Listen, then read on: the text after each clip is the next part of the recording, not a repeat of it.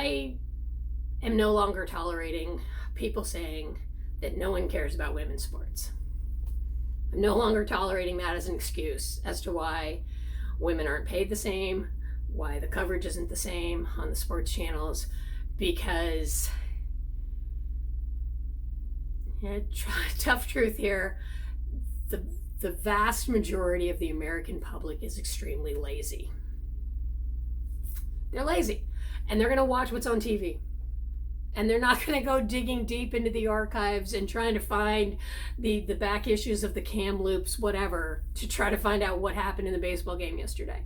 They're not going to do it because there's so much stuff coming at you all the time between social media, between YouTube, between, just the regular news and just what's on TV and what's on cable. And so you kind of have to pick and choose, right? But at the same time, the reason why Super Bowl ads are so expensive is because people don't turn the channel during the Super Bowl.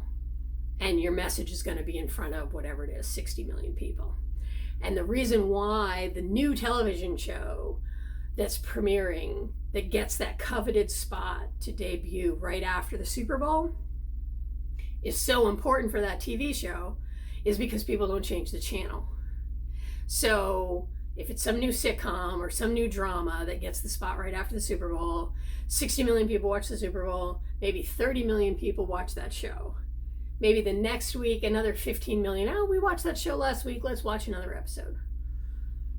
Whereas if a show just kind of debuts, just regular TV on CBS or whatever, or ABC, I guess, whatever it would be, Fox, maybe 2 million people watch it, maybe 3 million.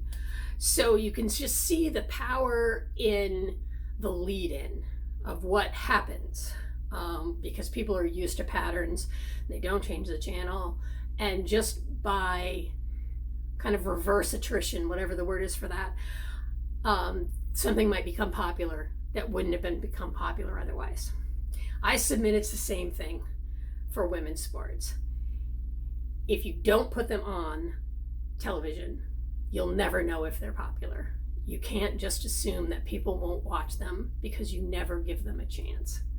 So what I think should happen is in the 2 to 3 weeks after the World Series ends, when all the baseball fans are just kind of going through withdrawal and suffering, because we get 162 baseball games and you just sort of like, it's a part of the thing. I'm a Red Sox fan, so my games in California generally come on at 4:00, and that's kind of my through dinner evening activity from like 4 to like sometimes 8:00. That's what I'm doing, is watching a baseball game.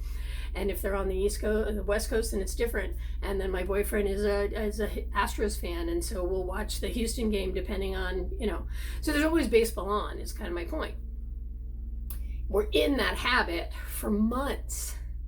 So once the World Series ends and there's no more baseball, even if my team was not in the World Series, which I don't think they will be this year, I don't think so, I still watch it because I love baseball. So in that black space that happens, I think that we should have the women's games that have already been recorded. The World Cup games, in fact, extremely high broadcast quality that were put on YouTube by the folks. I'll put their link down here too, because you can go back and watch those games.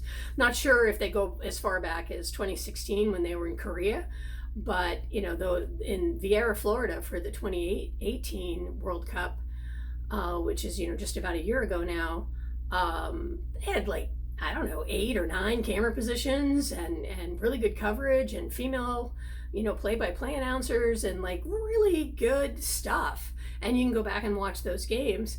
They can just play them because so many people haven't seen them. And the audience for Major League Baseball that's craving baseball would just be like, oh, there's baseball still on. And they'll watch it and they'll be like, wow, this is interesting. And maybe then you just build an audience. So anyway, that's my free idea for the day.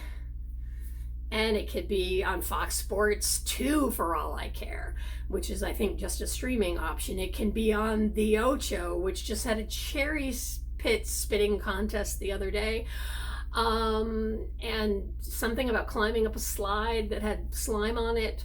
If you can find the time and the effort to film that and put that on television, you can certainly call up the guys who have already filmed and edited and broadcast ready packaged women's baseball games and say, you know, can I give you guys a couple $1,000, literally peanuts, to air these games and just see if they land with anybody. All right, I went on a little long because it's been a while since I've talked to you. I appreciate you hanging in there. Please comment below. As always, like and subscribe, share with your friends, let people know that we're out here, and we will see you out there on the bases. Thanks.